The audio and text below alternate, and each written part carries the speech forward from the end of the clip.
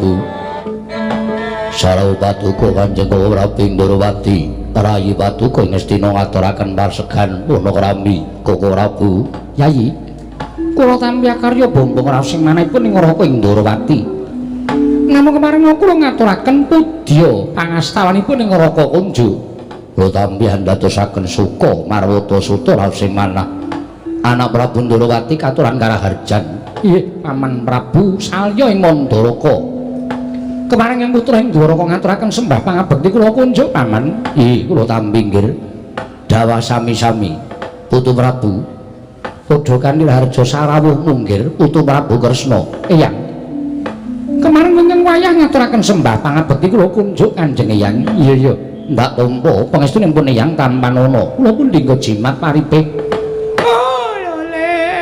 anak Prabu Ndorowati katuran karaharjan nggih bapa penemban Suka Lima winanting Suka Basuki sowan kula kepareng kula ngaturaken bekti kula kunjuk bapa penemban oh inggih kula tampi karya bombong rawuh sing manahipun ingkang bapa ing Suka Lima Koko Prabu wonten dawuh damel kagiat rawuh sing manahipun ingkang Rayi Ngastina geger sanggaring pranayaka punggawa lan kawula sami alok menawi wonten krita ing mandhap saking Dirgantara jebul jengandika Kanjeng Koko Prabu ing kepareng rawuh wonten negari Ngastina inggih kula ingkang sowan ngersanipun Nyai Prabu Duryudana menggah menapa ta wigatosipun dene jengandika pareng rawuh wonten negari Ngastina Yayi wale-wale menapa sawanipun ingkang Raka ing Dwarawati wonten negari Ngastina menika boten saking pikajenganipun ing Raka piyambak namung dapur minangka dados pengawakaning para kadang-kadang kula para Pandhawa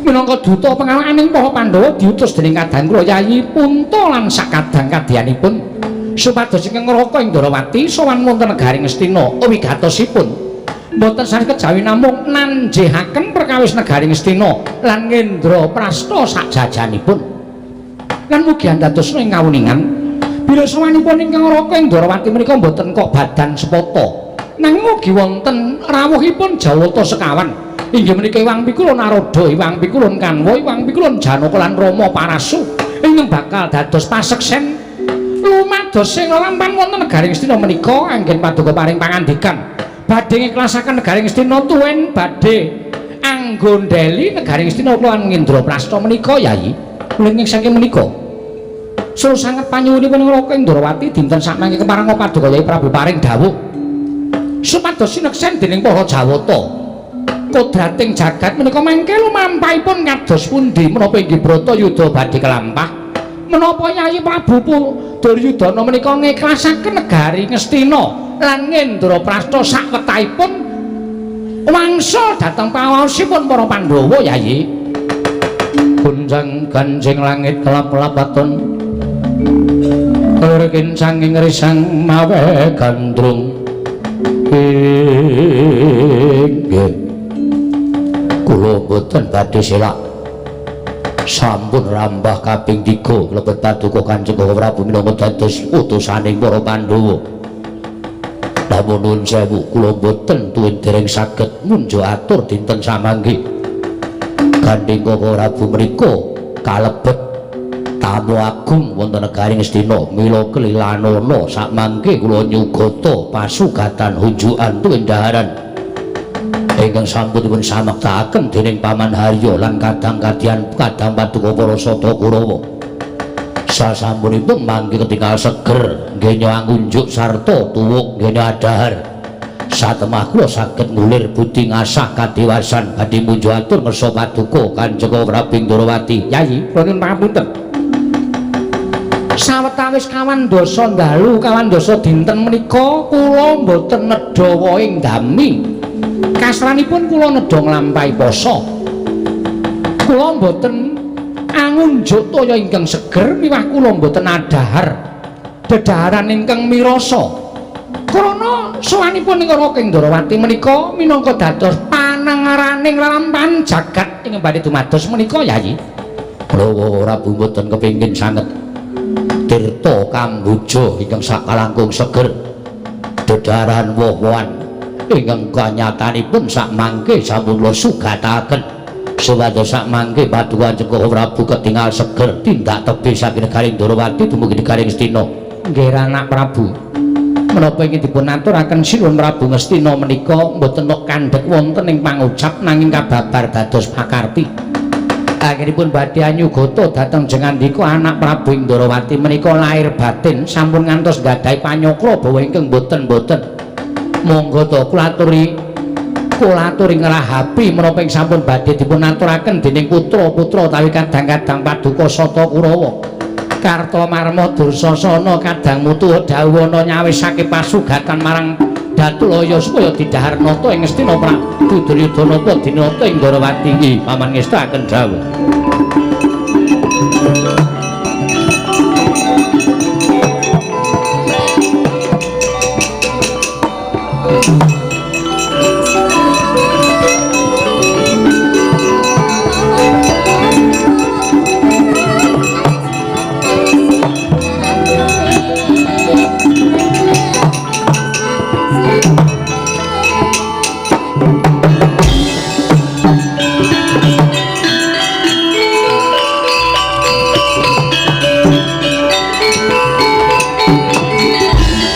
Ngastina Maha Prabu Duryudana ngandika winuring semu ing Prabu monggo mriku rampatan sampun jemawis monggo nggih sampun ngantos jengandika sinuwun Prabu Ndorowati badhe andhuwa dhateng niat saenipun anak Prabu Ngastina. Monggo kula aturi ndhahar kula aturi nyekecaken ingkang langkung prayogi mangke sak sampunipun anak Prabu Ngastina lan jengandika anak Prabu Ndorowati sampun ketingal seger nggenya dhahar miwah tuwuk nggenya ngraosaken pasugatan menika tumunten anak Prabu Ngastina badhe paring dawuh perkawis Ngastina lan Indraprastha sak jajanipun nggih gunjang ganjing langit kelap-kelap baton awirking sanging risang mawe gandrung eling-eling titising Sang Hyang Bathara Wisnu milapana dhateng akal ukiling Rekyanapati Harya Sengkuni tuwin sangganing para Sata Kurawa ingkang sampun nyawisaken rampatan ingkang sampun dipun campuri daru beksi wisa racun ingkang neniwasi Parandiri Sanata Indrawati datan mandhap saking palenggan datan kersa ngunjuk miwah datan kersa andhahar dadya gempong penggaling Rekyanapati Plasa Jendar sigra ngawe sangganing para Sata Kurawa ingkang wis samapta ing gati sawiging diri angasta sakatahing pusaka ambyuk angruket nata Ndrawati geger madyaning negari Ngastina Pasewakan Datulaya.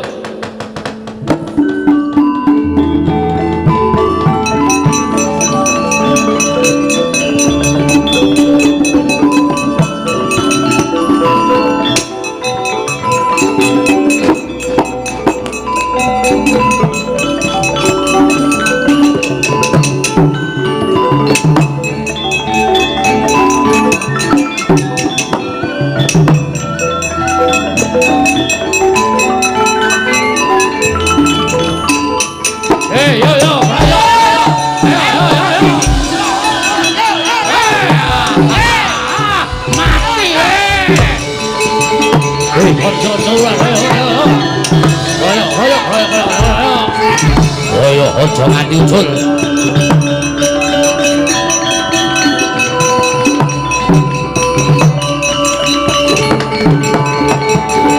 kinarya sangya para Sata Kurawa nalika semanten nganti ora ketingal nata ing Ndrawati mengajap arsa ngranjap nata ing Dwaraka sangganing para Sata Kurawa parandiring mangke graya astaning nata Ndrawati nyenggol bedoring Kyai Kesawa ical wujuding nata Ndrawati dadi putra sagunung telung gunung pitung gunung ngebahi jagat.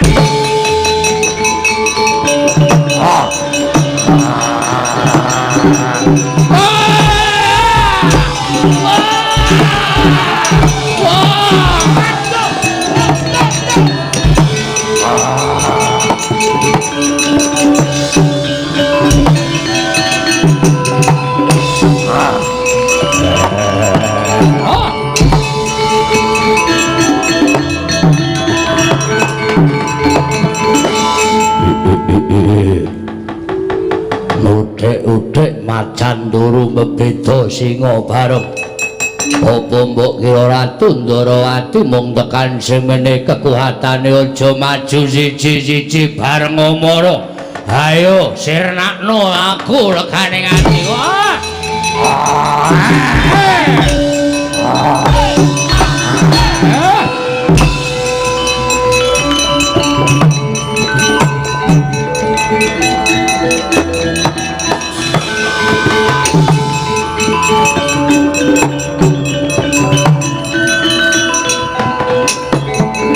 Geger madyaning negari ing Ngastina salang tunjang rebut ducung lampahing sangya para sata Kurawa golek papan pendhelikan jerih kalawan pengamuk ing Nata Ndarawati ngewujud diyu nganti sundul ngawiyat gedhening Nata Ndarawati kocap ing mapan wonten telenging kedaton nenggih Sang Dastarasta tuwin Dewi Gendari.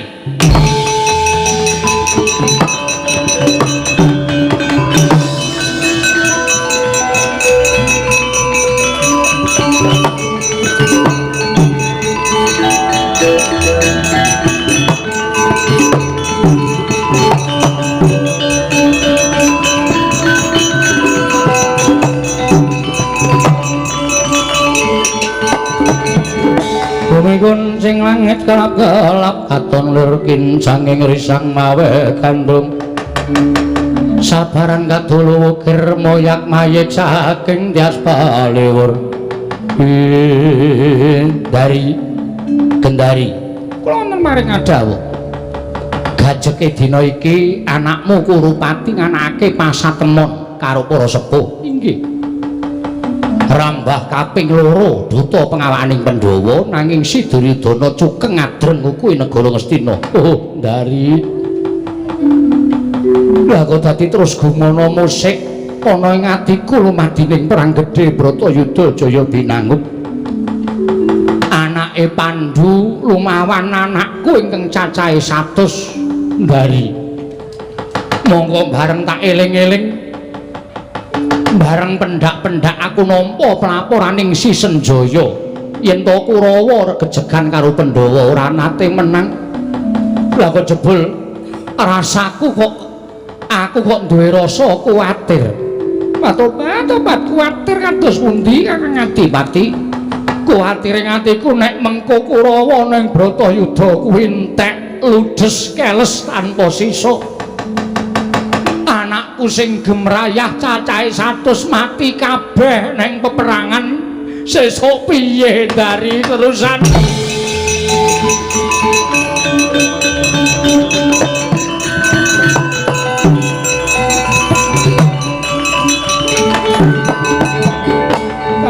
Tobat mestinipun menyang sampun ngantos menggalih perkawis ngantos mekaten menika Kakang Adipati samangke putra Waduka tasih gesang ternyatanipun perang ageng menika derek lumampah kok ngantos dumugi semanten anggen Waduka menggalihaken kawontenanipun para sata Kurawa. Gusik. Iki swara apa iki? Iki swara apa iki? Kok geger ora karo-karuan kumrusak ora karo-karuan kayane kono iki apa iki Ngastina Ketaman Prahara apa piye? Tobat kula piyambak boten mangertos Gusik lah kok iki kok bumine obah. Iki kok bumine obah saya banter iki eneng lindhu apa piye Dari kok kaya ngene kanane.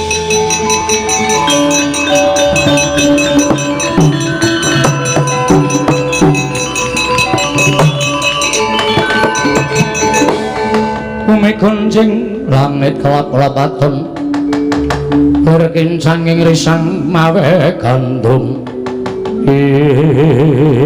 kocap kacarita eling-eling Sang Dastarastra pinaringan cacat cala hina tegese boten saged nyumurupi gemlaring jagat cacat netra duwe midhanget swara ingkang gumrusak awit pengamukipun yaksa bumi genjot lir ginunjing satemah kininten menawi wonten prahara lindhu bumi prakempa parandring sak mangke datan graita dumadakan saka ajriing para kawula ngesuk beteng ing kinarya lenggah Sang Adipati Dastarata saya rasa pangesuking para kawula miwah sangya para sata Kurawa rubuh kang beteng ngrubuhi Sang Dastarastra marang Sang Dewi Gendari dadi lan patine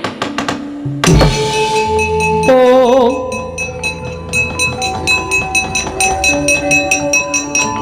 Yo, maju, maju.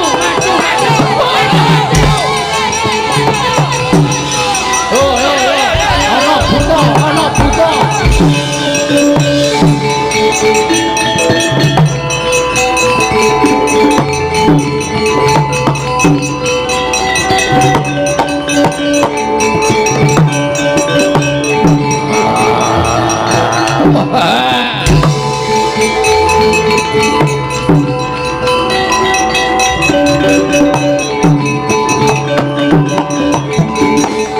Ngugu karepe dhewe Kurawa jirenggete wedi mati Ratu Ngastina mlayu golek papan pendhelikan sing dadi punjeriming negara Ngastina ora luwih becik negara Ngastina tak untal meng ora dadi perkara.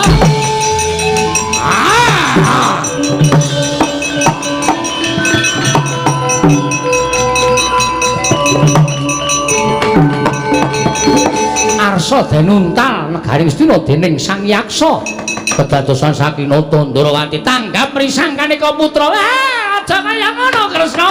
Ora bengger ayo rucak to nggih.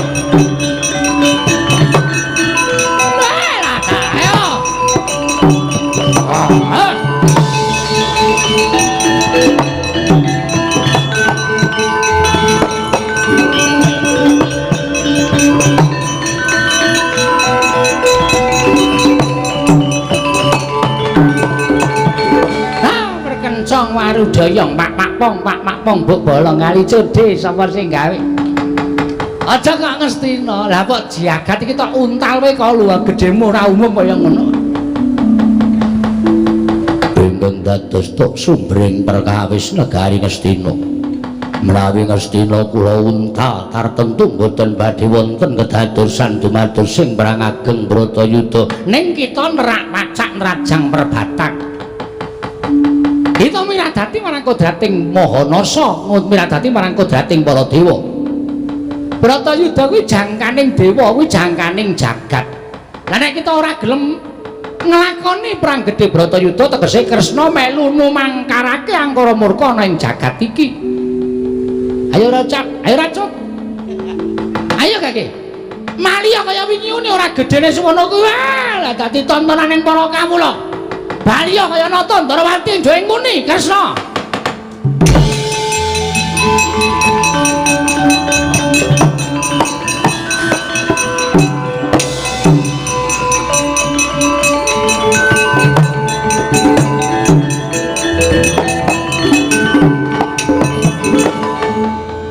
Nah, ngono kuwi ra apik to. Gedhe-gedhe ki nggo ngopo? Mesti arep wangsulan karangyah keten ngoten ta kowe. Senengane kok sembrono. Kresna kok kaya Petruk.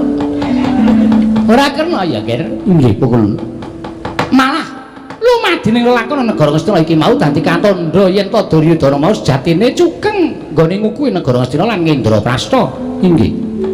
Mula ora bakal iso diselaki meneh. Bakal pecah perang donya ing kaping 4 ya kuwi Bratayuda Jaya Binangun. Kita bali marang negara Wirata. Tata-tata sanapta ing gati sawiganing diri bakal lumadining perang gedhe iki kita menangga dadi pujangganing Bratayuda Jaya Binangun.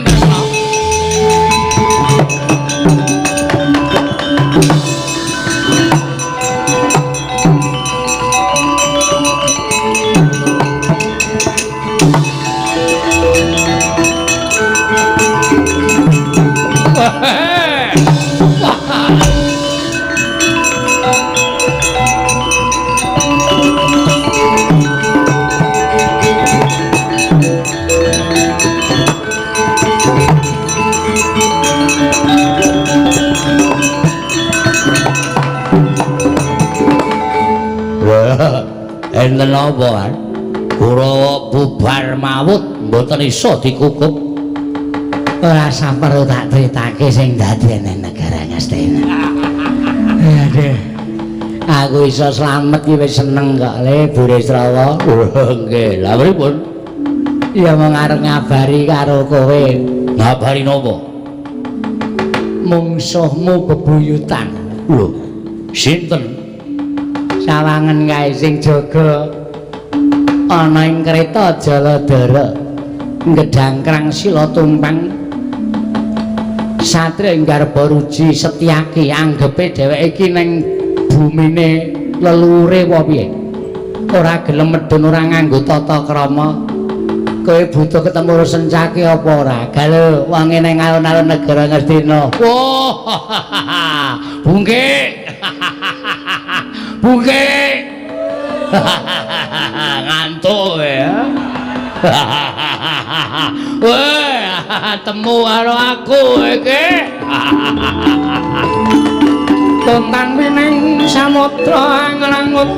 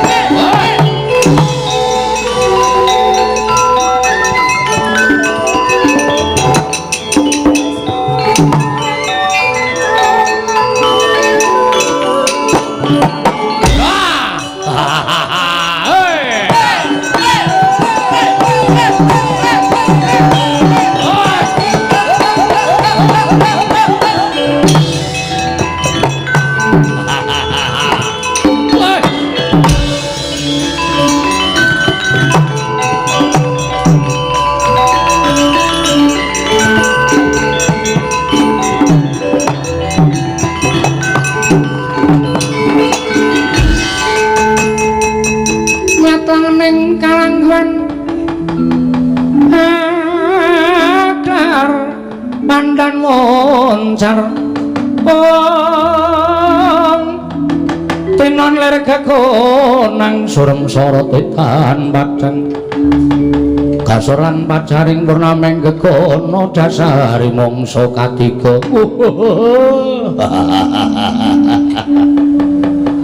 Setyaki Gagang Burisrawa kanca lawas suwe ora ketemu ya ora tau ketemu kowe sih seneng mendem ora untuk pamujimu wis sawetara wektu iki aku leren wah gombal sok suci kowe mbiyen kerep srawung karo aku nganti kerep jotosan karo aku mergo memperkara ngombe aku seprene isih mergo aku nek ora kisenan kaya ngono kuwi awakku lungkrah gandeng kowe karo aku ketemu nang kene kowe nderekke Koko Prabu mumpung Koko Prabu urung rawuh ayo Andrawina piye nggo sak botol yo sing gedhe pangapuramu Kakang Burisrawa wis ora nglakoni kowe mbok ora kaya wong anggepe iki lho 85%. Yo iki nggo takeran wae nggo seneng-seneng suwe ora ketemu karo aku ya kowe kangen karo aku kangen karo kowe mulai ayo karo aku seneng-seneng wis ngombe separo aku ngombe separo sing gedhe pangapuramu aku ora iso nglakoni Kakang Burisrawa wah kowe iki tak buka isik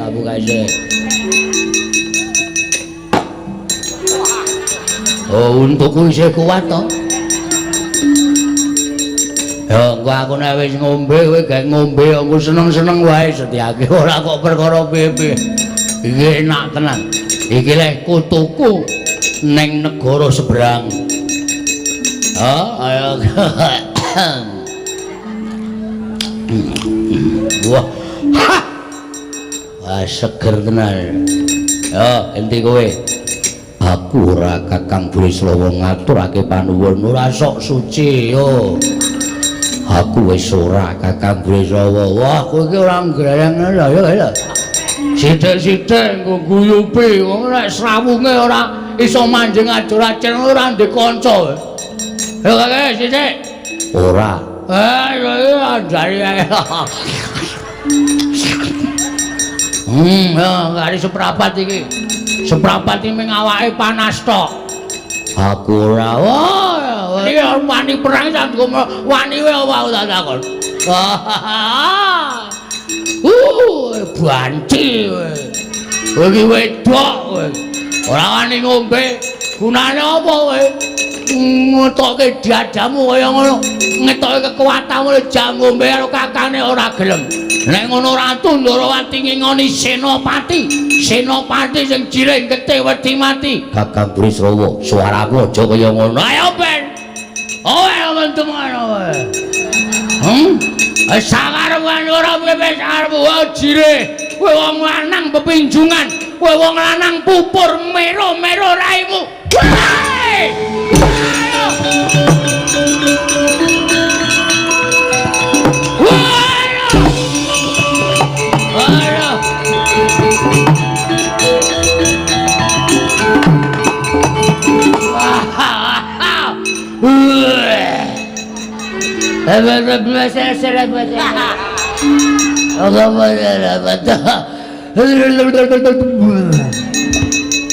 Wah, sensaki setan kepruk botol ndiasku.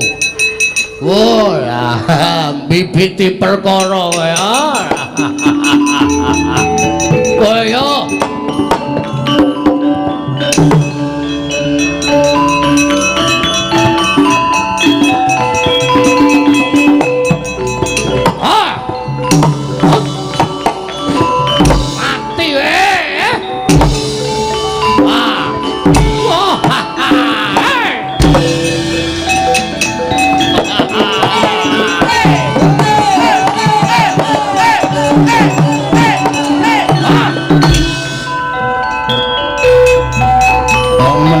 joget cepet buyer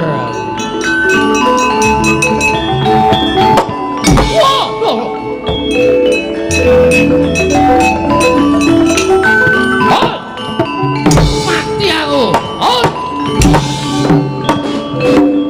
waduh wah aduh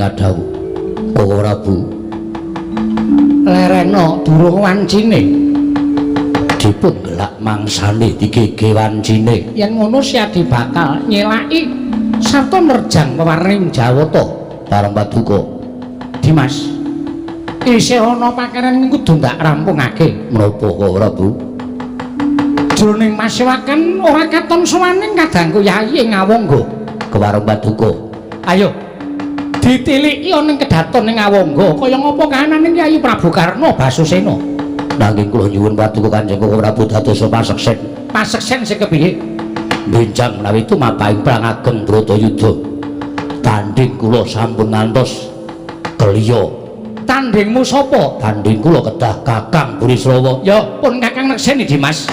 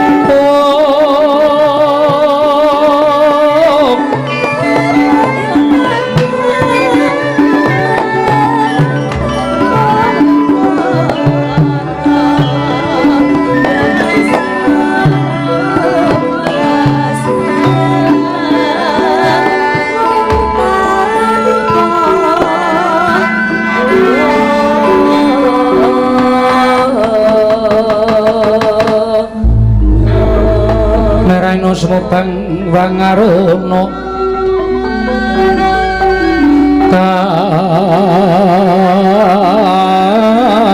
katinetraning uga rapuh sataning kokelo ring kanikara saketar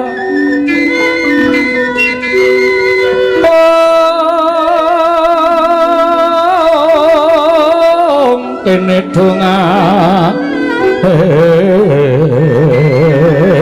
engkung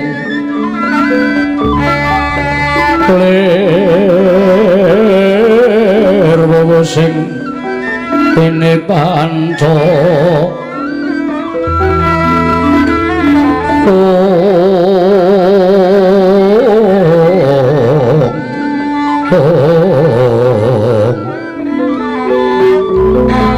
Ketopeng ayam mono merak manguwuking pagakan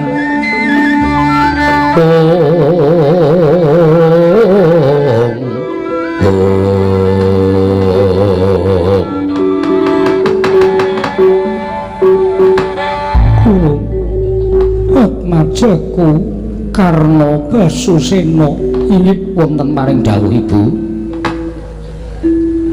banget gawe tentrem penggalihipun Ibu wiwit aku dadi duta pengawakaning Pandhawa kadang-kadang kabeh njabel negara Ngastina nanging tinemune ing atase aku kuwi garwaning Nalendra Ngastina duking muni ing atase aku kuwi isih putra Nalendra sartane aku iki isih putri ing kedaton bebasan bareng tekan negara Ngastina kaya dene sarah mungguing lautan wastra lungset ing sampiran tanpa tata krama sarta unggah-ungguhe Duryudana ilang tabeting rasa kamanungsan persasat nggone nyawang pun ibumu kaya dene sato kewan ingkang munggah ana ing Datulaya ingkang ora pantes diwenehi tata krama sarta unggah-ungguh. Ibu estining manah kula estunipun boten narimakaken dhateng lampahan ingkang lumampah wonten negari Ngastina. Jernyatanipun paduka menika Kanjeng Ibu paduka menika sesembahan kula namung kados menapa kula boten saged nglawat miwah kula boten saged lumawat nyumurupi kawontenan ing kados mekaten. Tumunten sareng paduka Kanjeng Ibu dipun gusah kados dene werjit utawi dipun cuthet kados dene werjit cacing dipun gusah kados dene peksi dipun getak kadi dene kidang menjangan dening Kyai Prabu Ngastina. Tumunten kula nilar pasiwaken ing pengajap namung badhe nganti paduka Kanjeng Ibu keparenga kampir sawetawis wonten negari Ngawangga ing wigatos kejawianan tremaken dhateng penggalih paduka Kanjeng Ibu kula ugi badhe ngaturaken dharma bekti kula ingkang pungkasan dhateng ngarsanipun paduka Kanjeng Ibu. Jernyatanipun wiwit lair dumugi sak mangke menika karna dereng nate ngaturaken sembah pangabektinipun putra dhateng ing ibu ingkang sampun ngandhut dhateng ingkang putra pun Basukarna. Karna anakku kepiye wae sira tetep Atmajaku nggih pun tak tampa dene sira ngaturake bekti kalawan pun ibu nanging kaya ngapa rusak ing pikirku karena yen to nyumurupi bakal kelakon ing perang gedhe Bratayuda Jaya Binangun aku jejering ibu bakal nyumurupi patine adi-adimu saka tangane kadange dhewe karena apa wis ora ana rasa tresna asih marang dulurmu Pandhawa apa ora ana rasa nggonmu kepengin manunggal kelawan para Pandhawa manglurah satru murka ya kuwi Duryudana lan sakurawane pisan anakku karena apa ora derbe niat nggonmu manunggal kelawan para Pandhawa kaya ngapa to bombong ing pun ibu ento nyumurupi kowe ingkang tinemu pambayun nisa ngayomi marang dulur-dulurmu Pandhawa Karna. Sarating pandham sumula amadangi jroning pasaryan menangi wadana katon remo-remo kalingan ngangrengeng sang Dyah Manahanggung ing saka gligaping paningalmu wis katon nggonmu duweni rasa tresna asih karo dulurmu Pandhawa. Upama ta kowe ora gelem manunggal kelawan para Pandhawa Karna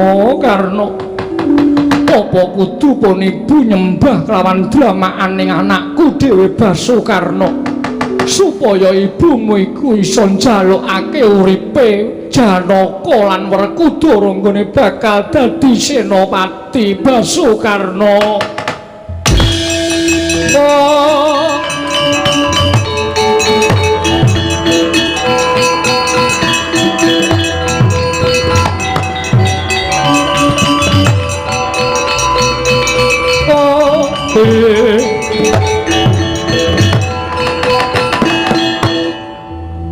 Ibu sesemban kula Kanjeng Ibu Kunthi pengayoman kula wonten Madyapada Prapting Delahan remuk rempu dados bubuk manah kula sareng kula midhangetaken sabdanipun Kanjeng Ibu ingkang sampun nglairaken dhateng Karna.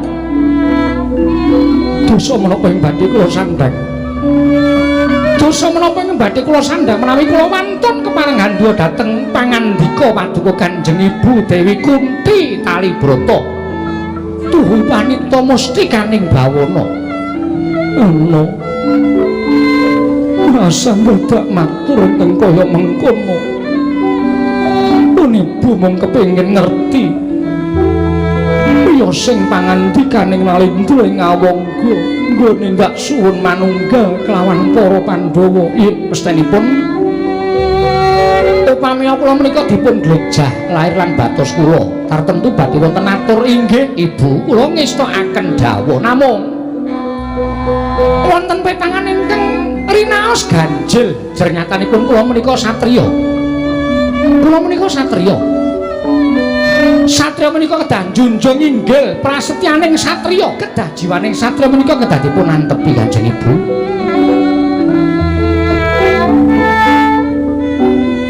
Janaka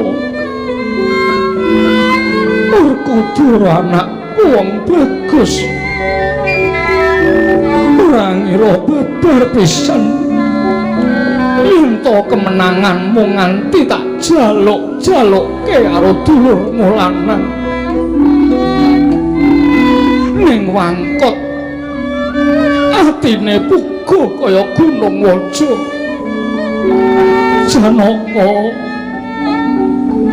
Janaka Werkudara sesuk Bratayuda matimu saka kakangmu dhewe cah bagus. Ibu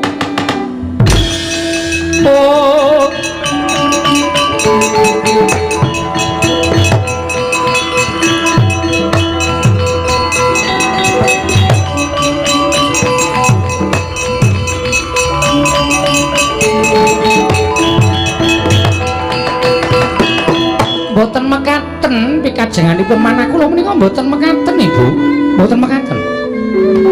Kanjeng Ibu duna dungkap anggenipun anampi rasa kakehan gunem sing tanpa guna mbok kalang-kalang kaya ngapa kowe mesti bakal melu marang para Kurawa karena kowe mentala karo adi-adimu Basukarna. Bibi Kunthi Talibrata anak Prabu Ndrawati iya Bibi.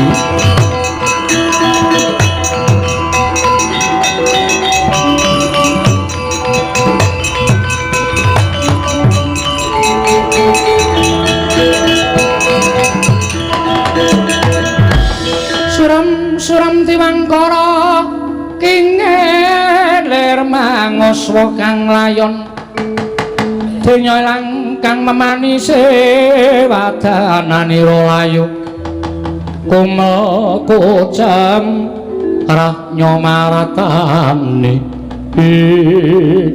Koko Prabu kepasang Yogya katuju inginu perkawis menika saya mbulet lan boten saged dipun udari krana panangisipun Kanjeng Ibu Kunti Talibrata anggenipun ngrepa dhateng rayipun Basukarna supados samangke kula mboten mentol lan kadang-kadang kula para Pandhawa mewah pangajaipun Kanjeng Ibu kula kedah mbebantu dhateng para Pandhawa Koko Prabu kula nyuwun obor pepadang pangandika Paduka Koko Prabu Ndrawati sageta dados sesuluh obor manahipun ingkang rayipun Basukarna upami sakmangke kula nyuwun iga pertikelipun Paduka Kanjeng Koko Prabu menawi kula kedah manunggal kaliyan para Pandhawa kados pundi lho kosek karena aja kesusu netepake sewiji-wiji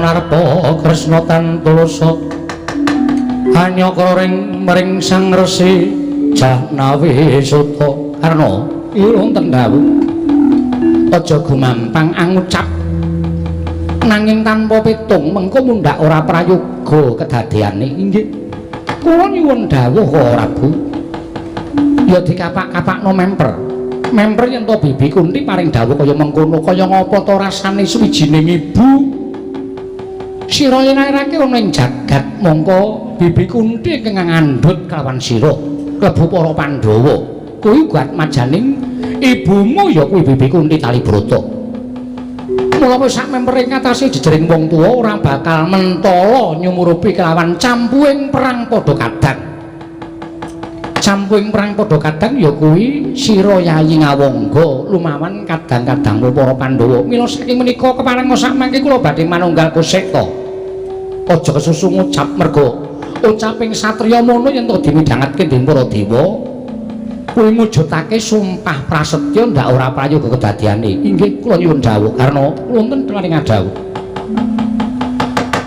jiwaning satriya kuwi kudu njunjung dhuwur prasetyaning kasatriyan lan kewajiban ngerti yo ya senadyan jagat iki dadi paseksen yen to lairmu ning alam padang kuwi linarake dening Dewi Kunti Talibrata nanging donya iki wis kebrebeken marangmu mandanging pasetyaning Basukarna duk nalika nampa bebungah saka Yai Prabu Kurupati sinengkake ngaluhur dadi senopati nyenopati ning Prasata Kurawa monggo sira Yayi Ngawangga wis kebacut angucap sarta wis kebacut kawiyos pangandikane yen to pati uriping Yai Ngawangga kinarya ndepani marang Sata Kurawa karena Yai Prabu apa yang wis ucapake mau lakonana nanging mengsah kula para Pandhawa jiwaning satriya aja gagas kelawan sanak kadang ruwang mitra kawruh lan sak piturute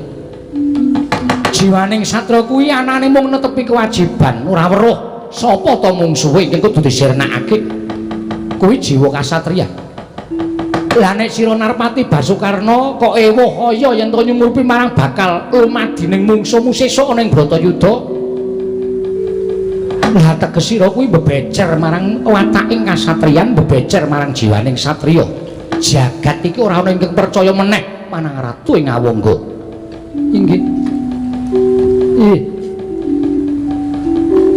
Koko Prabu ngaturaken panuwun ing patul pepindhan tetepno pangestimu Kanjeng Ibu mengko ing aku ingkang bakal matur tetepno marang pangestimu tetepno marang ubayaning tekadmu nadyan sejatine nata Ndrawati wis weruh lho Koko Prabu sampun prisa karena gedening tresnamu marang para Pandhawa kuwi katandha nggonmu ngantepi jiwa kasatriyanmu luripun kados pundi jroning perang gedhe iki mengko Narpati Basukarna kadangku Ngawangga bakal mawan ajiku panengah Pandhawa kuwi Yayi Janaka coba to pitungan yen Janaka mati Pandhawa komplit isih 5 Nanging yen Karna Basusena ingkang tekaning pati jroning pabaratan, Pandhawa isih 5 cacahe, tegese Pandhawa ora gotang suwiji apa Karna. Koko Prabu. Oh.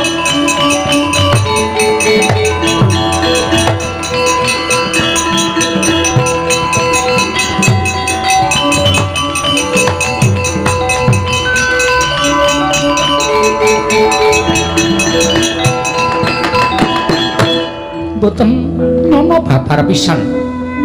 Bilih paduka ingkang saged anatas dhateng gegembolaning raos kula Prabu. Kula badhe prasaja. Iya, piye?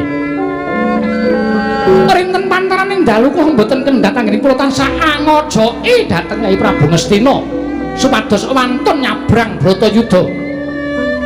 Punika estunipun saking agenging tresna kula kan kadang-kadang kula para Pandhawa awit kula mangertos bilih kamurkanipun Nyai Prabu Duryudana sakrawanipun menika boten badhe sirna menawi boten sareng kalaning ing sinandhangan.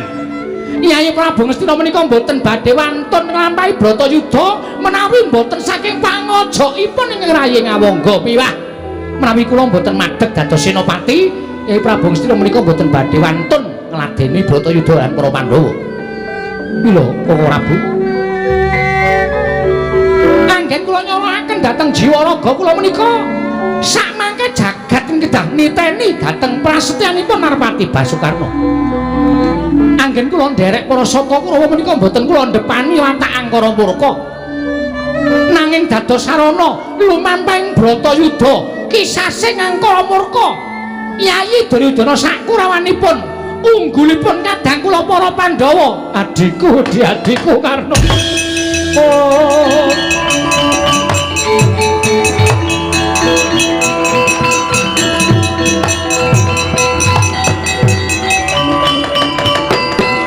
Jagat Dewa Bathara jagat pangestu.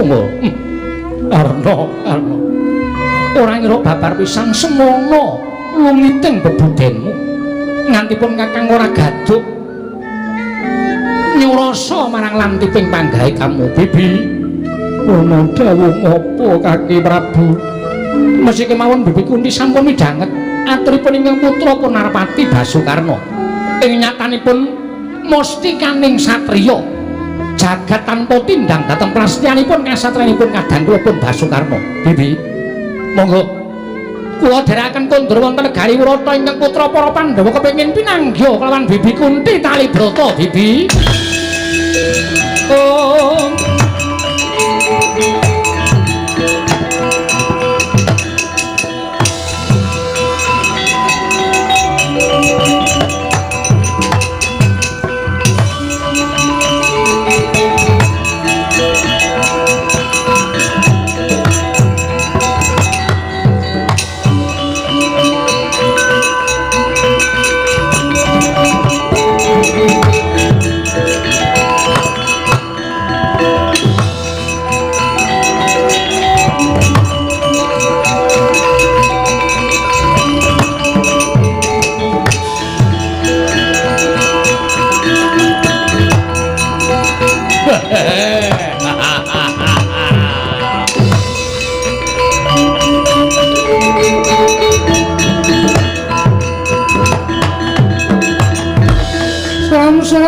Tiwangkara kinggen lir manguswa kang layon denya ilang kang memanise wadananira layu kumelku jamrah nyomaratani enten dawuh mboten enten babar pisan pengamu ing yaksa kedadosan Sang Prabu Ndarawati kudu mawa pangorbanan Kanjeng Rama lan Kanjeng Ibu Seda. Monggo sedanipun kejugrukan beteng ingkang ageng satemah boten saged dikukup kuandhane jagat Dewa Bathara. Durung tumapak perang gedhe kemawon sampun kaya ngeten kahanan sing kula rasake kelangan karo bapa lan biyung kula. Pancen iblis landak para Pandhawa. Nuwun sewu nggih. Ingkang sampun boten wonten boten perlu dipun emot-emot. sedaya sampun kinudrat dhateng pepestèning jagat Bareng Paduka Paman. ujaring para sepuh ujaring para pinter sami nyebataken Kurawa kudu golek wong sing sago dadi tawur peperangan Bratayuda menawi saged pikantuk tiyang ingkang saged sagah dados tawuring para Kurawa menika tiyang kedadipun pejahi lan dados sarana kurban tumbal kemenanganing para Pandhawa menika Kurawa saged unggul ing yuda Sampeyan mang budal mang golek wong sing gelem dipateni dadi tawuring para Kurawa yen perlu dibayar dicukupi kulawargane 7 turunan. inggih ngestaken dawuh Dursana Nggih monggo